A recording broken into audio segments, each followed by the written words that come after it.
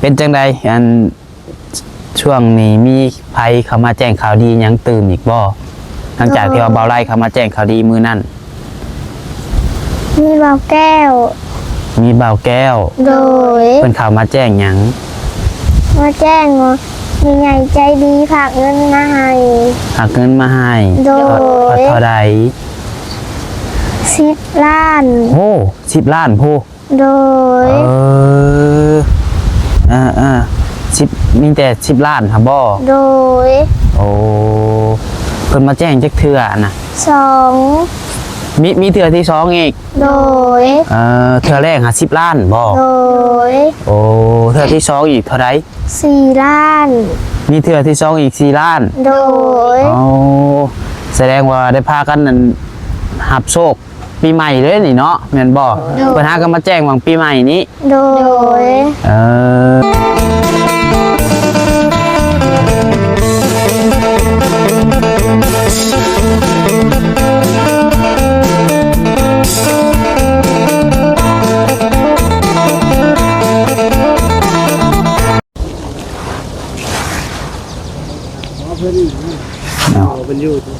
เปิดคลิปเปิดภาพมากอยู่ทางบ้านทางเฮือนของ2เอื้อน้องเฮือนเจเด้อพี่น้องเนาะน้องปัดไซขออนุญาตเอิ้นเพิ่นแนวนี้พี่น้องเอ้ยเพราะว่าก็ยังบ่จื้อชื่อน้องเพิ่นคักปานใดพี่น้องเนาะจื้อแต่ว่าน้องอึ้งน้องหยังนี่แหละอีกคนนึงพี่น้องเนาะเอิ้นง่ายๆก็มาหาทาง2พี่น้องเฮือนเซพี่น้องเนาะอยู่กลางป่ากลางดงนี่แหละพี่น้องเอ้ย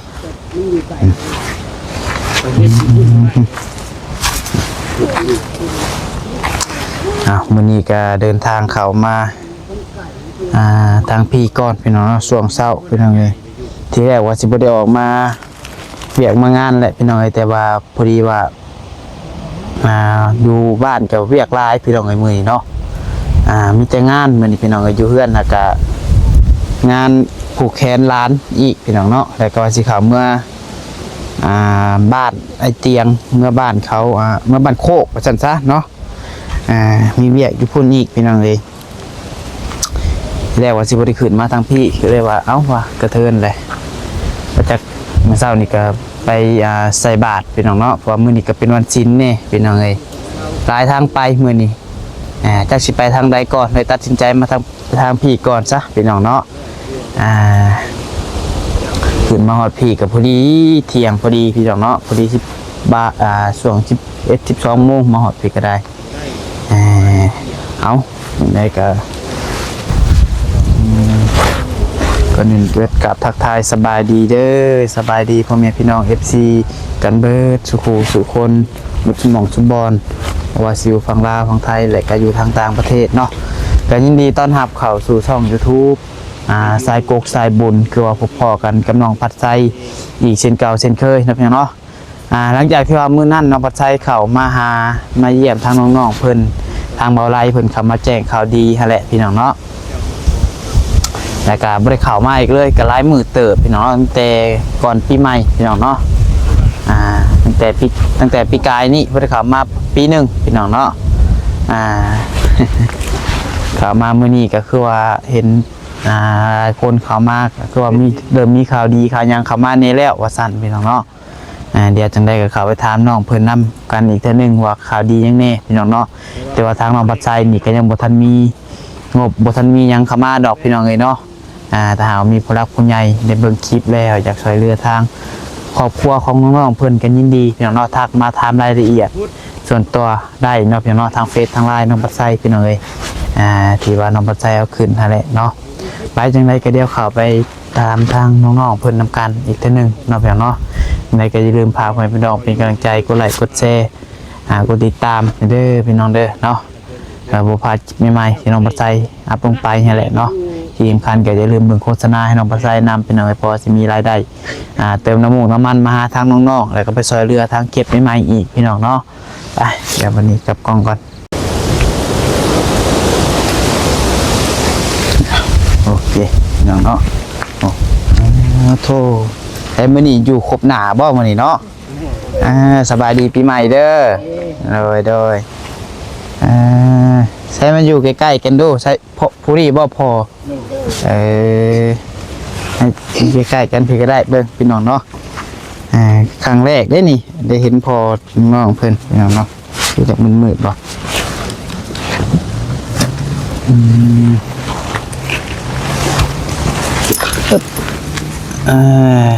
เอาอันนี้เป็นพ่อเนาะผมเป็นพ่อน้องอึงน้องตะน้องยังก็น้องตันเป็นแบบนี้ยังไง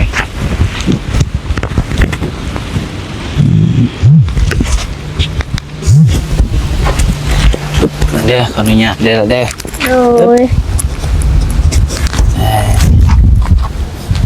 ชื่อได้อยู่บ่ โดย ชื่อหยัง สื่อทรายสื่อเบาทราย ชื่อได้เยอะสันเนาะ โดย ให้วันนี้ทั้งพ่อว่าได้ไปทางใดบ่ไปเบียบไปงานบ่ไปทางไหนอยู่เพื่อนติ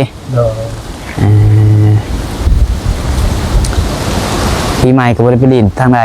บ่ได้ไปทางไหน โอ้อันนั้นไปลินไปยังทางกันอยู่แต่ไห้แต่หน้าได้เนาะขี้ฝุ่นพี่น้องล่มไปดีเหมือนนี่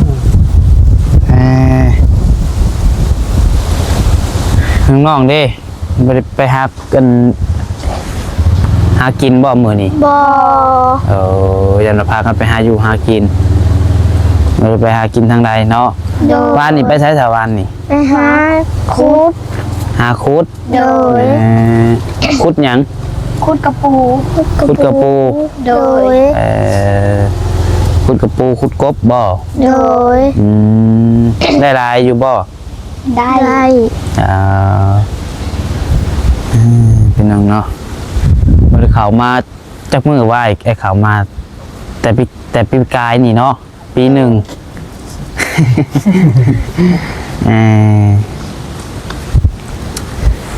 เป็นจังใดอันช่วงนี้มีภัยเข้ามาแจ้งข่าวดีหยังตื่นอีกบ่หลังจากที่ว่าเบาไล่เข้ามาแจ้งข่าวดีมื้อนั้น มีเบาแก้ว มีเบาแก้ว โดย เพิ่นเข้ามาแจ้งหยัง มาแจ้งว่ามีใหญ่ใจดีฝากเงินมาให้ หากเงินมาให้ โดย เท่าใด 10 ล้าน โอ้10 ล้านผู้ โดย 10มีแต่10 ล้านครับบ่ โดย โอ้เพิ่นมาแจ้งจักเทื่อน่ะ 2 มีเทื่อที่สองอีก โดย เทื่อแรก10 ล้านบ่ โดย โอ้เทื่อที่สองอีกเท่าใด 4 ล้าน มีเทื่อที่สองอีก4 ล้าน โดย โอ้แสดงว่าได้พากันนั่นหับโชคปีใหม่เลยนี่เนาะแม่นบ่เพิ่นหากันมาแจ้งหวังปีใหม่นี้ โดย แสดงว่าโชคใหญ่ล้นทับครอบครัวชื่อเจ้าได้เสร็จเนาะ โดย 10 ล้านพุ่นเนาะเคยได้เงินหลายปานนี้อยู่บ่ขอถามหน่อย เคย ฮะ บ่เคย ทางพ่อกับแม่ได้แต่เคยได้อยู่บ่ เคยแล้ว เคยได้ เดี๋ยวขอโทษเด้อแบบเคยหาเงินได้ชุดหลายชุดนี่เคยได้เท่าไหร่หลายชุดเลย แต่เกิดเป็นคนหั่นนะเอาซั่นซะ มันลองที่ฮาล้านนี่แหละได้ ชุดแล้ว4-5 ล้านหั่นเนาะ โอ้ย อันนี้ก็ง่ายๆกับเพิ่นซอยก็ว่าแม่นเนาะ โดย พอเพิ่นให้ละล่ะก็ว่าแม่นน้อยคือเฮาก็ยังบ่มีดอกผู้เพิ่นให้ละล่ะฮอด5 ล้าน10 ล้านคือว่าสุเจ้านี่ก็สำว่าโชคใหญ่เนาะ โดย เป็น14 ล้านได้แม่นบ่ โดย เบาแก้วทางเบาแก้วติ โดย แล้วก็ทางเบาไล่อีก3 ล้านเนาะ โดย เป็นเท่าไหร่บัดนี้น้องตัน รวมกันเป็นเท่าไหร่แหละ 16 ล้าน แม่นบ่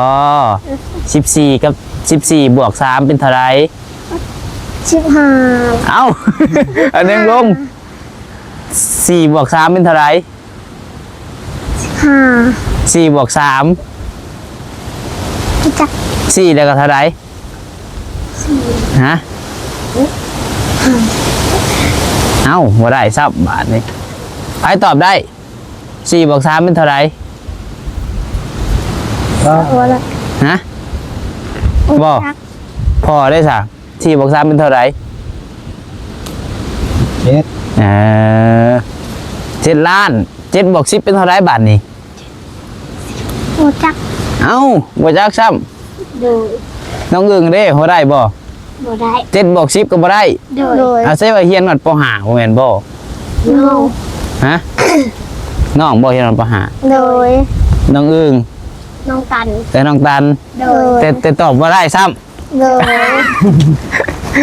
แล้ว7บวก10ก็บ่ได้ว่าเฮ้ยนับเบิ่งดูเอาสมมุติ10แหละ10แล้วก็เท่าไหร่ต่อไป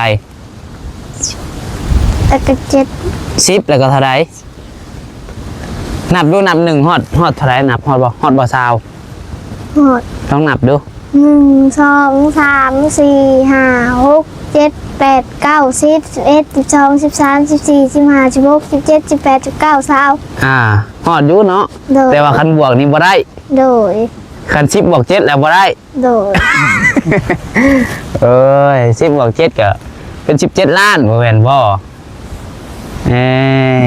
ว่าหยอกให้ซื้อพี่น้องเนาะบ่เป็นหยังดอกแต่ว่านับเลขได้อยู่ติแต่บวกเลขแล้วบ่ค่อยยังบ่อยากเก่ง โดย โอเคทางบอกแก้วนี่เพิ่นแจ้งแล้วบ่เพิ่นสิเฮ็ดหยังให้ แจ้งแล้ว4 ล้านเพิ่นสิถังน้ 4ล้านถ้าเพิ่นสิเจาะน้ำให้ ำโดย ทางน้ำบาดาลให้ โดย และอีก10ล้านเด้ซะ ล้านเพิ่นที่เฮ็ดเถียง เพิ่นสิเฮ็ดเถียงให้ โดย โอ้อืม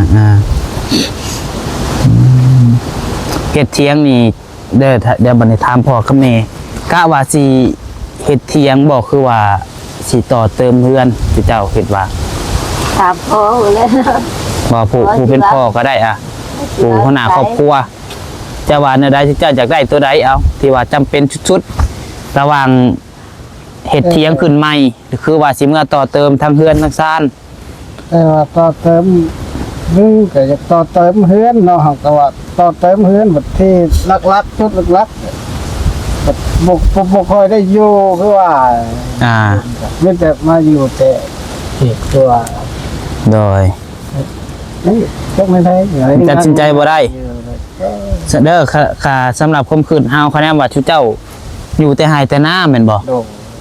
เฮาจากแนะนำว่าตัดสินใจเฮ็ดเถียงดีกว่าคันว่าเฮือนบ่ได้อยู่ โดง เพื่อนหาเอาไว้แบบว่าขนาดอนาคตน้องๆคือว่าเจ้าหาพากันหาเงินหาค้ำได้เลยจัง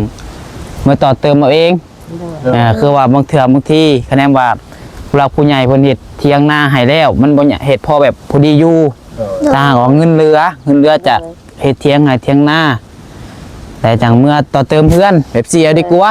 ดูก็ได้ สำหรับความคิดเฮาได้เจ้าว่าแนวใดซะ ก็เหมาะอยู่ เนาะเลย แต่ว่าทั้งนี้ทั้งนั้นเฮาก็เดี๋ยวสิถามกับทีมงานอีกก่อนบ่ได้แม่นว่าเฮาตัดสินใจผู้เดียวดอก โดง แต่อยากแนะนำเจ้าซื่อๆหั่นนะคะแนนว่าเพิ่นถาม โดง อยากให้ความคิดเห็นเจ้า โดง คะแนนว่าเจ้าลักๆแม่นปักหลักอยู่ไห้อยู่หน้านี่ให้เพิ่นคะแนนว่าเพิ่นสิเฮ็ดแหละบอกเพิ่นว่าคันเพิ่นมาถามหั่นนะบอกเพิ่นว่าเอาเถียงก่อนซะว่าสิ โดง เพราะว่าลักๆก็แม่นชุมข่อยนี่พากันกับลูกนี่อยู่เถียงให้อยู่ปักหลักอยู่หน้า โดง อยู่บ้านนี่บ่ได้คอยมีพายุเนาะ โดย เอาเถียงให้เถียงหน้าเอาตัวบอลมัน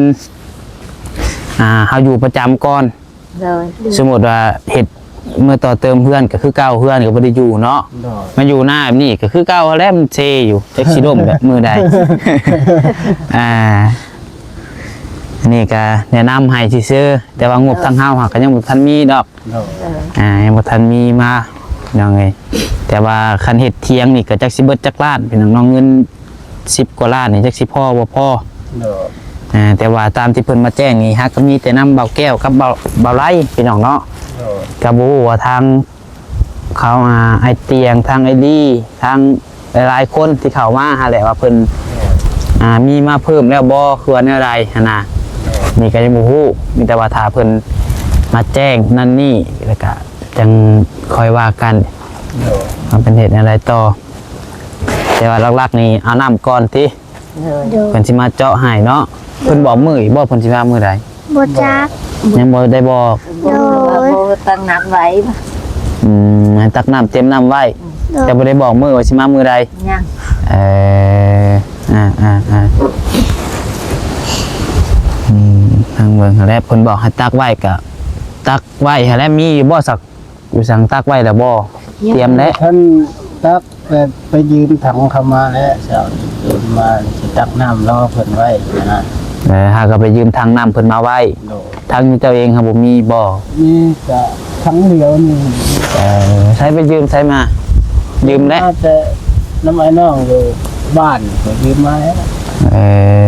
เอามาจากถัง มากจะสาม ถามบ่ใช่คือบ่เห็น พูด อยู่น้องพุนี่น่าสิพอแล้วเพราะว่าทางเพิ่นนี่นำก็มีบ่จักทางพวกรถเพียงเพิ่นน่ะ ธรรมดามันก็ นี่เนาะ เคยเห็นแบบนี้ มีแต่เฮาก็หลักๆบ่เกิน3ทางดอกชัวไปเป็นทางให้เพิ่นวาง โดย ช่วงเดือนก่อนนี่ก็ไปทางเราช่อง3ทางก็เหลือแล้วมีแต่เฮามันเบิดแล้วก็ไปตักให้เพิ่น โดย บ่ยากดอกตัวนะขอแต่ว่ามีน้ำน้องก็อยู่ใกล้อยู่แล้วว่า โดย แถวนั้นเราว่า นี่ อายุ อะไรมีแต่ว่าไปตักบัดเพิ่นมาเจาะก็ไปตักให้เพิ่น โดย เฮ็ดอะไรตักหาบนี่บ่คือว่าใส่รถ ยืมเอารถไอ้น้องแล้วมาแก่กะ แต่ว่ารถไทยเจ้าเองครับบ่มีติ บ่มี อ๋อ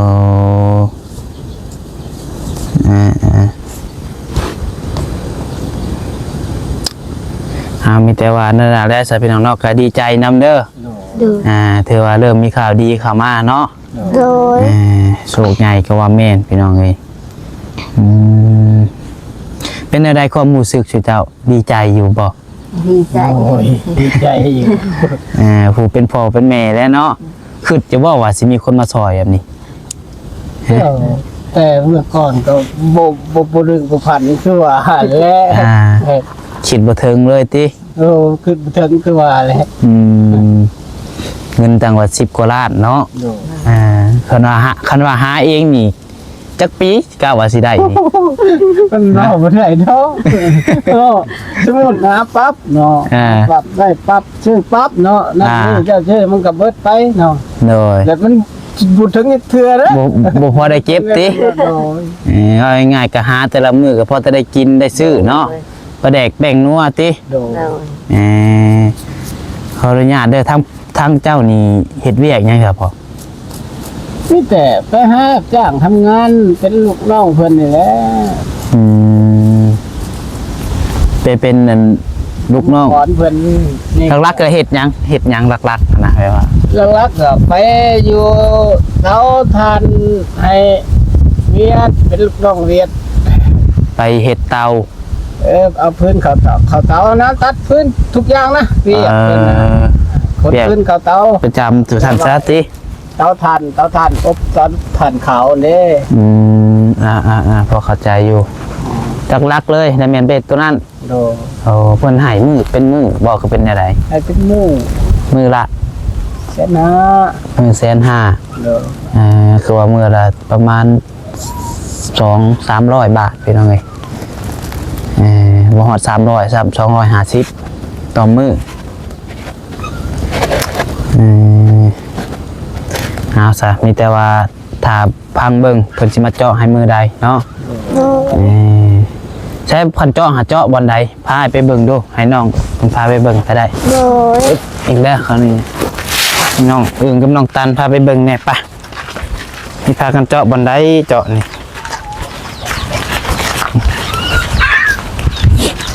พี่น้องเนาะ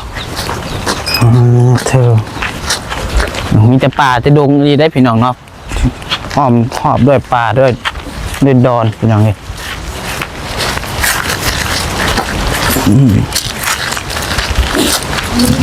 ที่เจาะตอนนี้ ที่จอดอยู่นี่บ่ โดย เอาบอลนี่เลย โด บอย ลนี่เลย โดย ชวนไพ่สานะ ส สวนอา ชวนอา โด โอ้บ่แม่นชวนเจ้าบ่ บอ เออกะบ่ไกลจากเที่ยงบันไดพี่น้องเนาะประมาณจักเม็ดพี่น้องเนาะบ่ฮอดเม็ดซั่นบ่นั่นแหละใกล้ๆกันอยู่คือเป็นไงคือว่ามาเจาะอยู่พี่คือว่าเจาะติดเถียงเลย บออะไรสิยักเทียงมาพี่ โอ้คะแนนว่าบางเทื่อคะแนนได้ปลูกเถียงใหม่แหละสิมาปลูกแถวพี่ โดย แสดงว่าเราวางแผนไว้แล้วพี่น้องเอ้ย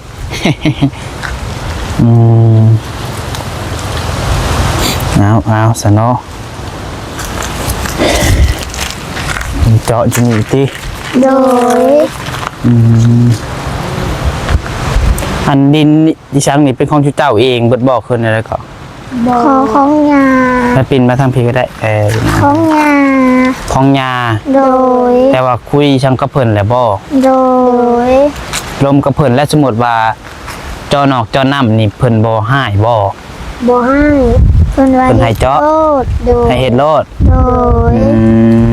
ขนาดสิปลูกเทียงไห้เทียงหน้าให้เทือนเฮ็ดซ่านนี่ก็เฮ็ดได้บ่ โดย ย่านแบบว่าอนาคตจะว่าพูดว่าอันนี้บ่แม่นว่าทราบใช่หยังเด้อพี่น้องเด้อย่านแบบว่าผิดกันมาหั่นนะจอยพดเฮ็ดเทือนใส่แล้วปลูกน้ำเจาะน้ำเสร็จแล้วพดว่าผิดกันมาไล่กันนี้จังซั่นจังซี่นี่ชื่อเจ้าและสิได้ถิ่มซื่อ โดย ๆแต่ว่าคือสิบ่มีปัญหาดอกบ่เพิ่นก็เต็มใจบ่เพิ่นให้เจาะเนาะ โดย มีแต่ว่าคะแนนมาทางที่ดีกะถามเพิ่นตื้มหั่นแหละ โดย ถามเพิ่นตื้มบัดมื้อสิเจาะล่ะให้พ่อให้แม่ชื่อเจ้าหั่นแหละไปถามว่าสิเจาะน้ำอยู่ดินนี่ได้อยู่บ่สิถามเพิ่นให้คักแน่อีกเทื่อนึง โดย เพื่อความละเอียดหั่นแหละ โดย จนบาดมันเจาะมาเจาะแล้วแหละคันว่าเป็นหันเป็นหนีมาผิดเทียงกันมาแหละมันเอาคืนบ่ได้เด้มีแต่ชื่อเจ้าสิได้ไปติโต โดย หาต้องกันไว้กันดีกว่าแก้เด้อ โดย ดีใจอยู่บ่เจ้ากะ ดีใจ นอนรับบ่มื้อเพิ่นมาแจ้งข่าวดีฮะ โดย นอนรับอยู่บ่ โดย เพิ่นมาบอกไผก่อนมาบอกชื่อเจ้าก่อนบ่ โดย แล้วชื่อเจ้าไปบอกพ่อกับแม่แนวใด พ่อกับแม่ก็อยู่ พ่อแม่ก็อยู่ โดย ก็ได้ยินนำกันเบิดเลย โดย พากันนอนจมอยากรับผู้แล้วบ่ เอาสหายกันยินดีนำเด้อป้าวันนี้เดียวไอ้เอาของกินมาผ่าอยู่ปะไปเอาของกินปะ โดย เดี๋ยวไอ้คือสิได้ออกกลับปะแหละเดี๋ยว โดย มาเยี่ยมยามพอไอ้มีเวียกวันนี้มื้อหน้าสิมาใหม่เด้อ โดย มาเยี่ยมเพื่อนพี่น้องเลย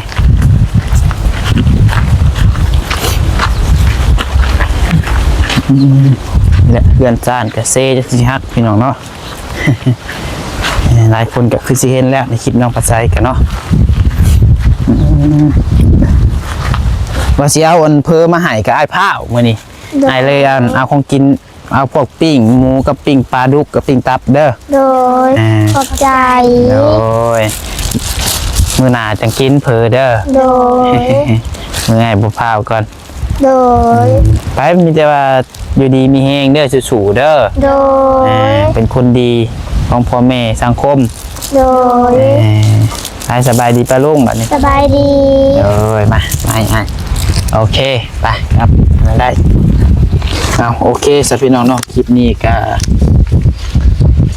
ถือว่าเป็นข่าวดีหลายพี่น้องเนาะสำหรับครอบครัวของน้องตันถือว่าเริ่มมีข่าวดีเข้ามาแล้วพี่น้องเนาะก็เป็นทางเบาแก้วงบทางเบาแก้วแล้วก็ทางเบาไร่พี่น้องเนาะส่วนทางน้องพัดไซยังบ่ทันมีพี่น้องแต่หากว่ามีผู้รักผู้ใหญ่จากซอยเรือเพิ่มเติมกระทักมาถามรายละเอียดได้พี่น้องเนาะว่าทางน้องเพิ่นนี่ก็ยังขาดหลายสิ่งหลายอย่างอยู่พี่น้องว่าจะเป็นวัตถุสิ่งของเงินคำแก้วก็ยินดีนะพี่น้องเนาะมีแต่ว่าสำหรับคลิปนี้ก็สิขอลำลาไปก่อนเด้อพี่น้องเด้ออยู่ดีมีแฮงเบิดทุกคนขอบคุณพ่อแม่ AFC ทุกคนทุกท่านที่เข้ามาให้กำลังใจน้องปัสไซเนาะได้ก็ฝากอีกหนึ่งครอบครัวอีกหนึ่งเคสพี่น้องเนาะที่ว่าอีต้นชุดและพี่น้องเนาะถือว่าชุดสำนีและน้องปัสไซคิดว่าเนาะเรือนกับจนสิฮักกับยังมีอยู่พี่น้องเนาะ มีแต่ว่าอยู่ดีมีแห้งบัดสุขสุขคนส่งมันลำรวยเฮงรวยๆตลอดปีตลอดไปสำหรับคลิปนี้ขอกล่าวคำว่าสบายดี